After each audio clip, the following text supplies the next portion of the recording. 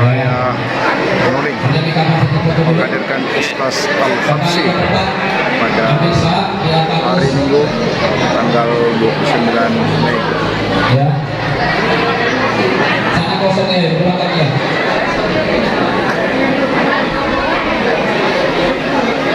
Ini sebelum acara dimulai. Baik, kita mulai jamaah sekalian. Kita mulai di mohon untuk tenang tertib. Ya, kita ada lagi dulu yang pasang kamera. Ya, kita mulai. Bismillahirrahmanirrahim. Assalamualaikum warahmatullahi wabarakatuh.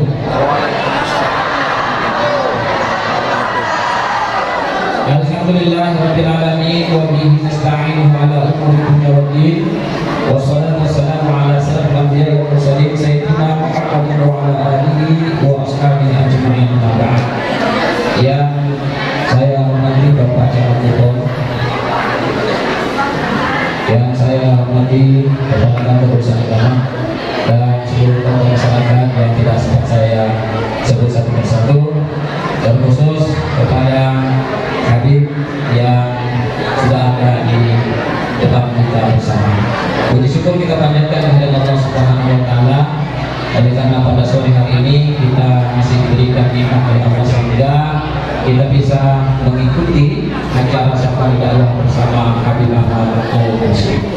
Salam dan salawat tanpa juga kita bukan juga perlindungan Allah bin Abdullah Muhammad sallallahu alaihi wasallam. Hadirin yang insyaallah dimuliakan Allah Subhanahu wa taala, mengawali acara kita pada sore hari ini, mari kita sama-sama membuka dengan bacaan basmalah. Bismillahirrahmanirrahim. Selanjutnya kita dengarkan pembacaan suci Al-Quran yang insyaallah akan dibawakan oleh Ustaz Saiful Esaki. Kepada beliau dengan hormat disilakan. Barang foto kan video bagus. Assalamualaikum warahmatullahi wabarakatuh. Waalaikumsalam.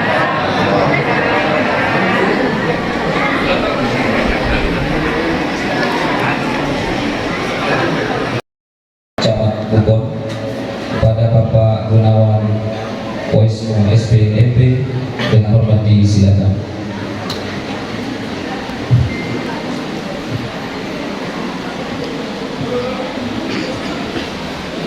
Bismillahirrahmanirrahim. Assalamualaikum warahmatullahi wabarakatuh. Waalaikumsalam warahmatullahi wabarakatuh. Selamat sore dan salam sejahtera untuk kita semua. Alhamdulillahirabbil alamin. Wassalatu wassalamu asrafil anbiya'i wal mursalin sayyidina Muhammadin wa ala alihi wa sahbihi ajma'in. Amma ba'd. Hadirin yang saya muliakan, pertama-tama kami mengucapkan selamat datang di Kecamatan Bogor, Kabupaten Luwu, Ustaz Habib Ahmad Al-Habsyi beserta rombongan. Momen ini merupakan kebanggaan dan kehormatan bagi kita semua atas kehadiran beliau. Semoga kehadiran kedatangan beliau memberikan harapan dan berkah bagi kita semua. Amin.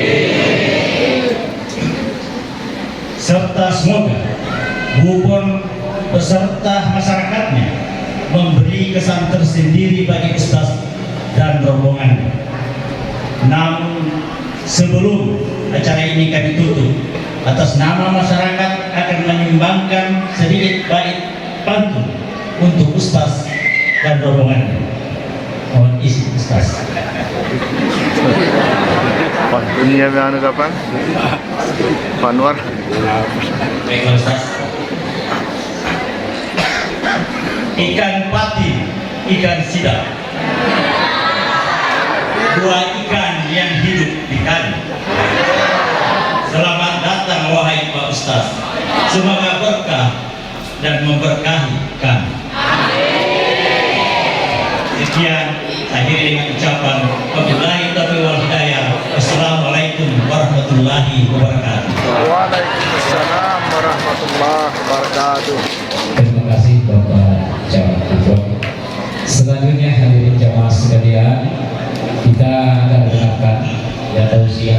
dari guru kita.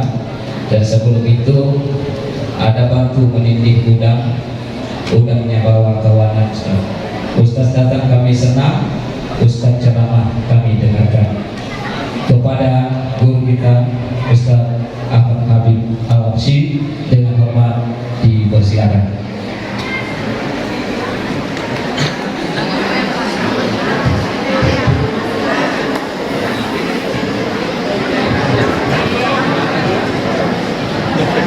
Apa tuh ini?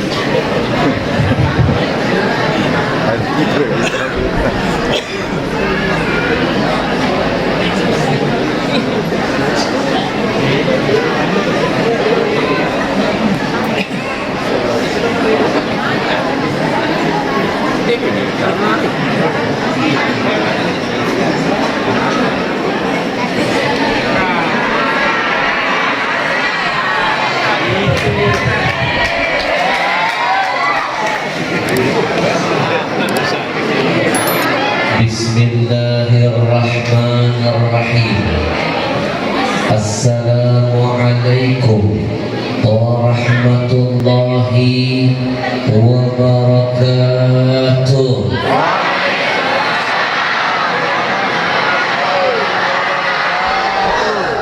Innal hamdalillah, segala puja dan puji milik siapa? Belum kompak. Sekali lagi, segala puja dan puji milik siapa? Enggak usah melotot-melotot. Yusabbihu lahu ma fis samawati wal, semua apa yang sudah Allah ciptakan, yang ada di bumi bahkan yang di langit, mereka semua bertasbih memuji Allah.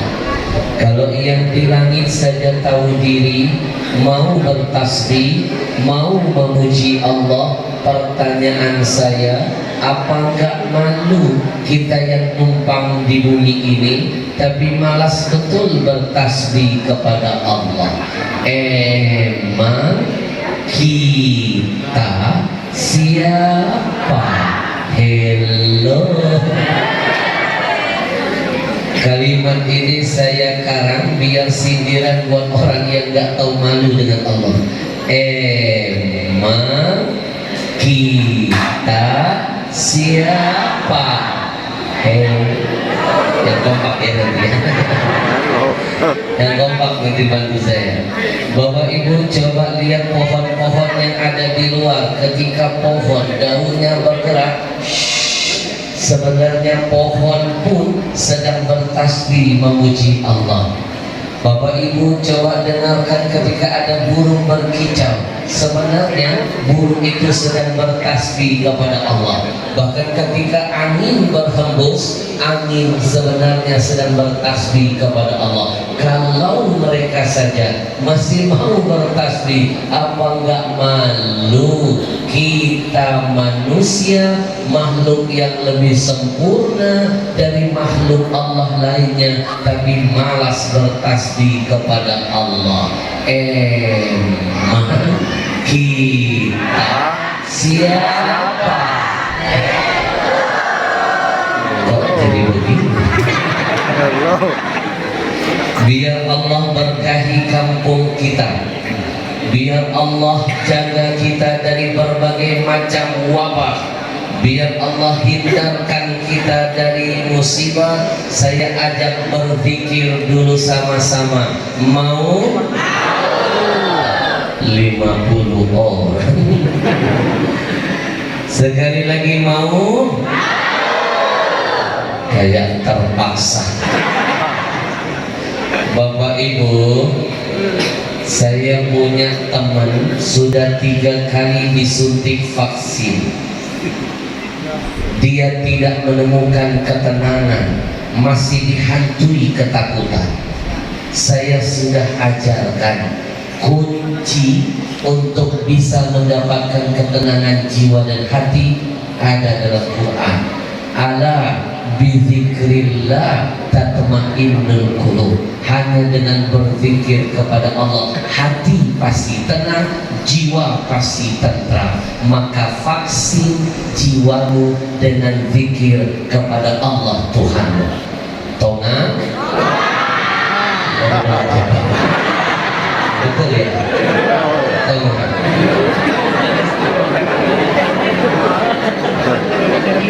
Mereka guru tuh. lam arah anfa lil waba min at-tasbih.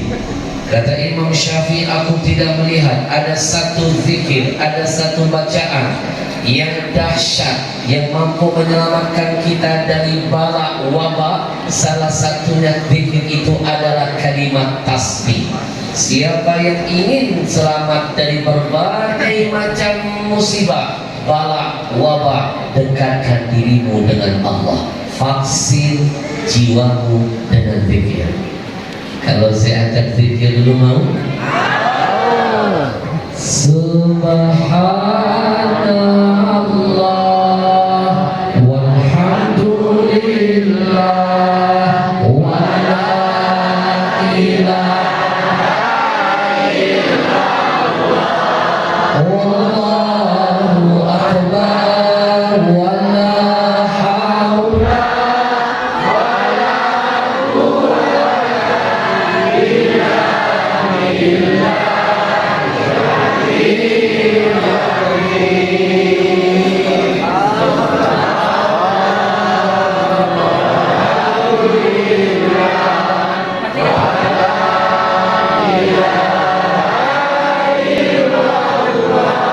Allahu akbar wa la haula illa billah.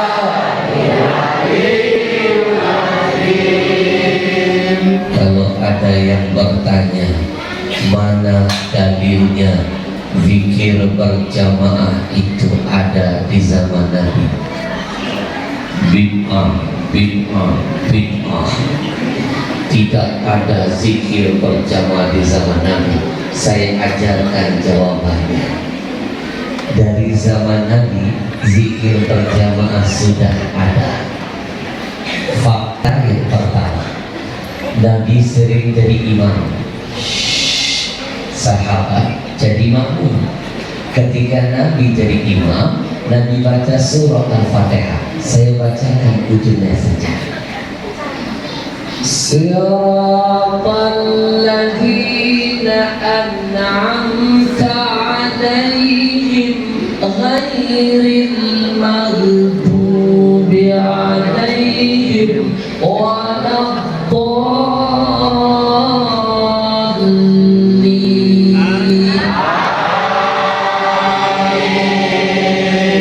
Bukankah amin itu zikir? Bukankah dari zaman Nabi sudah dibaca berjamaah? Sejak kapan?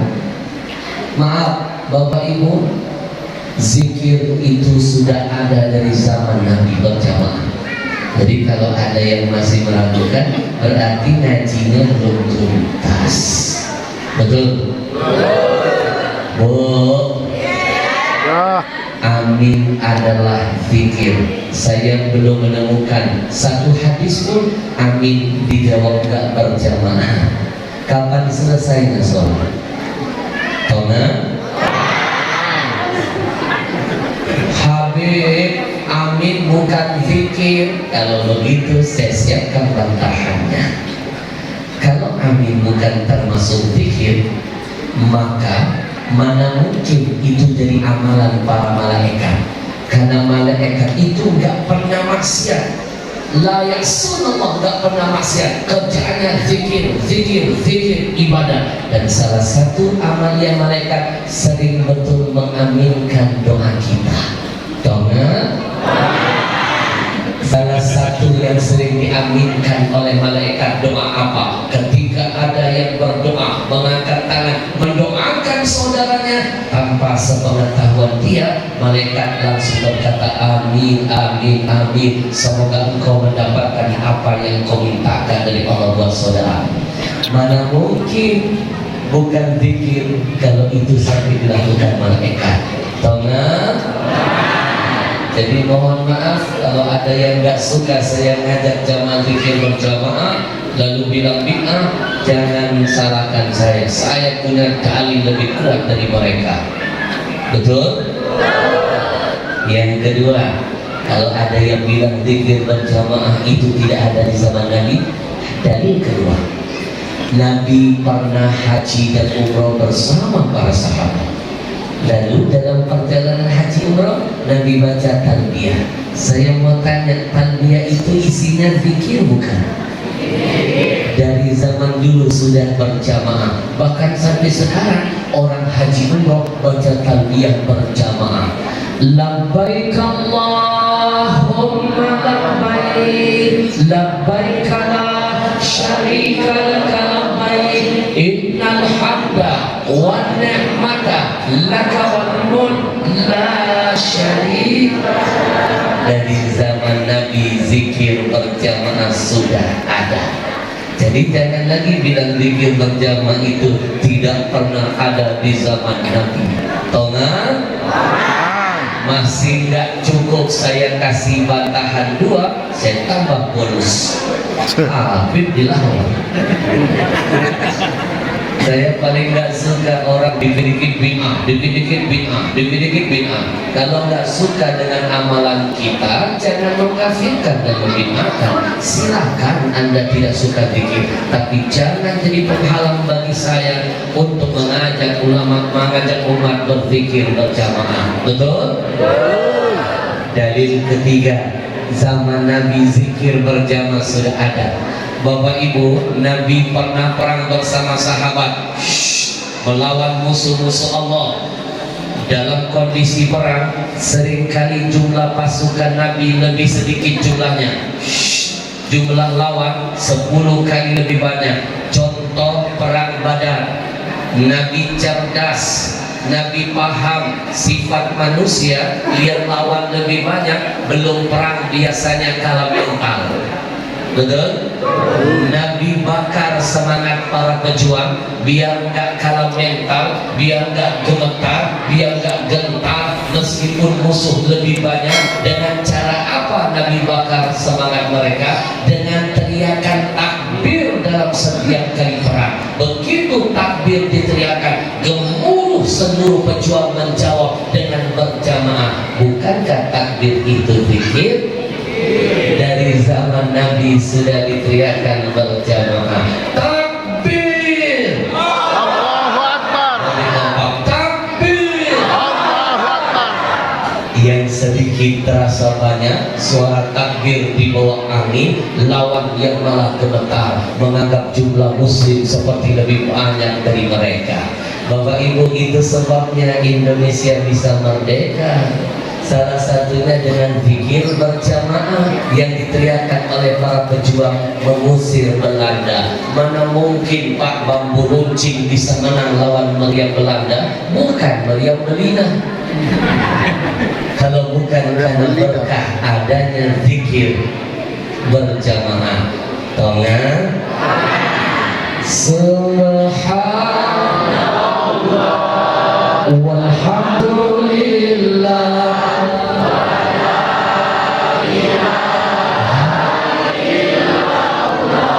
Wallahu akbar wa la haula wa la quwwata illa billah. Kalau tadi kita bertasbih biar makin berkah terus bertambah, kita rangkai dengan salawat untuk Rasulullah. Bapak Ibu, satu kali baca istighfar hanya satu dosa yang dihapuskan Allah. Tapi ketika satu kali kita nanti bersalawat, 10 dosa dihapuskan, 10 pahala ditambahkan, 10 derajat dinaikkan, 30 berbanding 1. Rugi yang tidak gemar bersalawat untuk Nabi. Bapak Ibu, cuma ada satu-satu amalan yang Allah Tuhan memerintahkan kepada hambanya yang Allah Tuhan lebih dulu melakukannya. Apa amalan itu? Hanya sholawat saja. Bapak Ibu, hanya ada satu-satunya amalan, meskipun diamalkan dengan gaya sombong sambil riak, mau menampakkan amalan itu tidak akan putus pahalanya, tetap Allah kasih keberkahan dan pahala serta kemuliaan. Amalan itu hanya sholawat saja. Sholat, zakat, haji, puasa, ada sombongnya hilang pahala. Tapi amalan yang satu ini Allah khususkan, meskipun ada riaknya, ada sombongnya, tetap mendapatkan pahala. Kenapa sampai sekhusus itu? Ikraman lin Nabi. Allah ingin menunjukkan kepada kita, apapun yang berhubungan dengan Nabi Allah khususkan, Allah muliakan. Ini bentuk cintanya Allah kepada Nabi. Alhamdulillah. Gak ada alasan Nabi malas bersalawat. Bahkan ada satu kekhususan yang Allah kasih buat Nabi yang tidak diberikan buat Nabi-Nabi lain. Apa itu?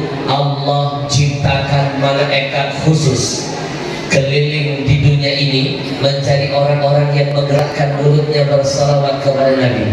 Kalau seandainya malaikat itu menemukan ada satu kampung, ada satu masjid, di dalamnya orang semangat bersalawat kepada Nabi, malaikat itu akan membawa salawat kita, melaporkan kepada Nabi. Inna lillahi malaikatan, kata Nabi, sayyahina fil ard. Malaikat itu akan berkata, ya Rasulullah, ada satu pengajian di masjid An-Nur, Ya. di kampung, ya itu maksudnya, dihadiri oleh Fulan bin Fulan, Fulanah binti Fulan. Dengarkan, bukan cuma nama kita yang akan dapat berkah karena disebut oleh malaikat, makhluk yang gak pernah maksiat, nama orang tua kita terangkat derajatnya, dapat berkah juga dari Allah. Bukan cuma nama kita yang akan didengar, dikenal oleh Rasulullah yang akan menjamin syafaat buat kita. Bukan cuma nama kita, ayah ibu kita ikut dikenal oleh Rasulullah. Bapak ibu, nama kita dikenal bupati saja bangga, nama kita didengar oleh presiden saja senang.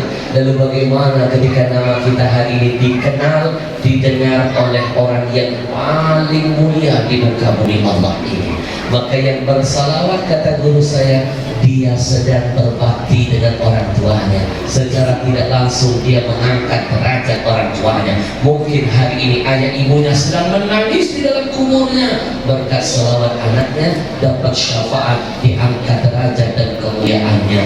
Maka kita gentarkan masjid ini dengan bersalawat kepada Rasul. Lebih baik kita tergila-gila karena salawatan daripada tergila-gila karena goyang oplosan. Tengah. Sallallahu ala Muhammad, sallallahu alaihi wasallam, sallallahu ala Muhammad, sallallahu.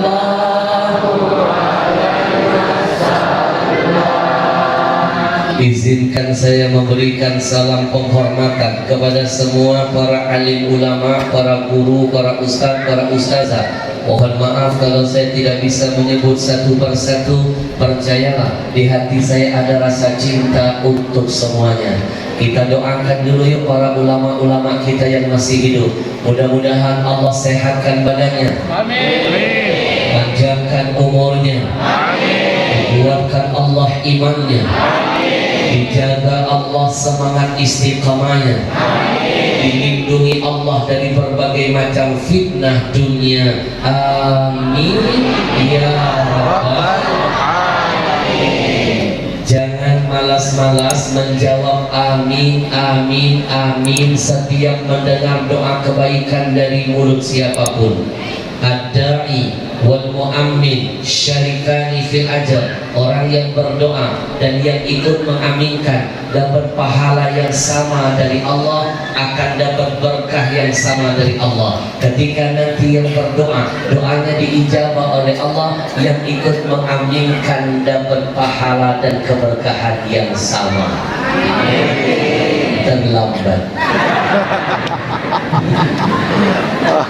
Bapak Ibu, kenapa setiap dakwah saya ajak untuk mendoakan para ulama lebih dulu? Bapak Ibu, setelah corona datang ke Indonesia, lebih dari 1000 ulama meninggal dunia. Lebih dari 1000 ulama jadi korban meninggal dunia. Kalau boleh saya sampaikan, Indonesia saat ini sedang berada di fase amul huzun, tahun duka cita. Ribuan ulama meninggalkan dunia kita. Terakhir saya kehilangan sahabat saya Syekh Ali Jabir. Ribuan itu yang terdata, apalagi yang tidak terdata. Maaf, presiden hari ini meninggal dunia, besok rebutan orang langsung jadi pengganti. Sekarang belum meninggal aja pada rebutan. Betul? Tapi kalau ini hari ulama yang wafat 10 tahun, 20 tahun, 30 tahun yang akan datang, belum tentu ada yang bisa menggantikan mereka. Tonga? Dulu di Tasikmalaya ada ulama karismatik namanya Abah Anom. Di Kalimantan Selatan ada Guru Jai. Di Solo ada Habib Anis Al-Habsyi. Di Jakarta dulu ada Habib Munzir Al-Musawa. Sahabat saya Arifin Ilham. Sahabat saya Syekh Ali Jabir. Sahabat saya Ustaz Jeffrey Al-Bukhari. Dulu kita punya Kiai Haji Zainuddin MZ. 10 tahun yang akan datang belum tentu ada yang bisa seperti mereka. Tona, jangan bosan-bosan doakan guru-guru kita. Ibu, makin banyak ulama wafat itu pertanda kiamat sudah dekat. Karena kata Nabi, inna min asyrafis sa'ah, di antara tanda-tanda kiamat sudah dekat, ayyurfa ini, Allah angkat ilmu. Dengan cara apa? Diwafatkan para ulama-ulamanya. Itu tanda-tanda kiamat. Hari ini saya sudah lihat di depan mata saya tanda-tanda kiamat yang kedua. Jumlah mak-mak lebih banyak dari depan.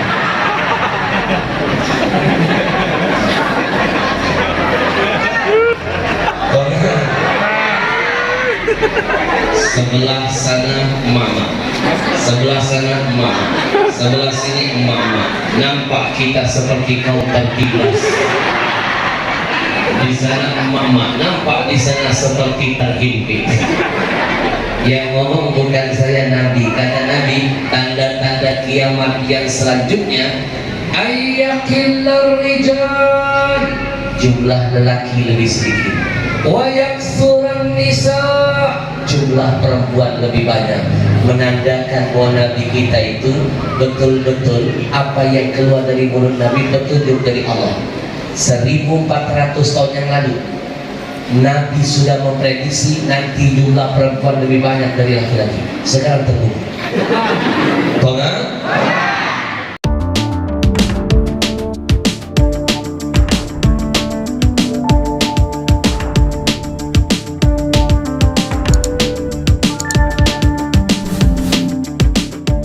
Apa bacanya?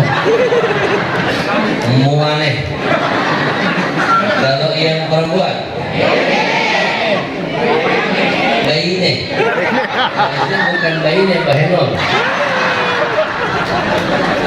Baine. Tolong ajarkan kepada saya sepatah dua patah bahasa sini ya. Sebab agama yang menyuruh sampaikan dakwah itu menurut bahasa kaumnya. Biar saya nggak merasa jadi kamu, biar saya nggak merasa jadi orang asing. Biar ada kenangan di antara kita. Muaneh, Baine.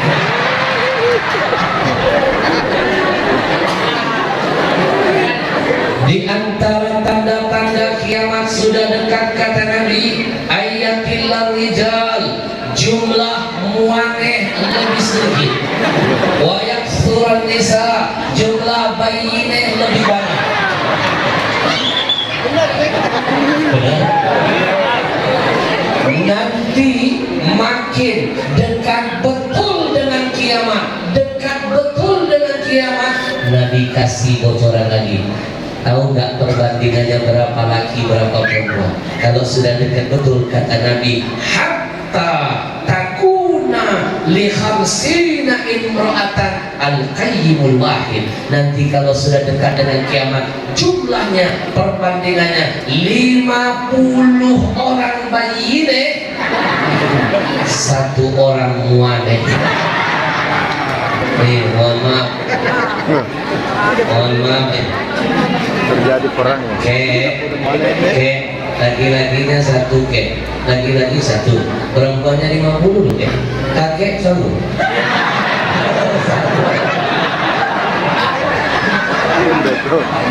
Sekarang sensus terbaru Jawa saja sensus terbaru, 1 laki-laki sudah 20 perempuan. 1 laki-laki sudah 20 perempuan. Janji Nabi 1 laki-laki 50 perempuan. Ini menunjukkan kiamat sudah dekat. Tonga sallallahu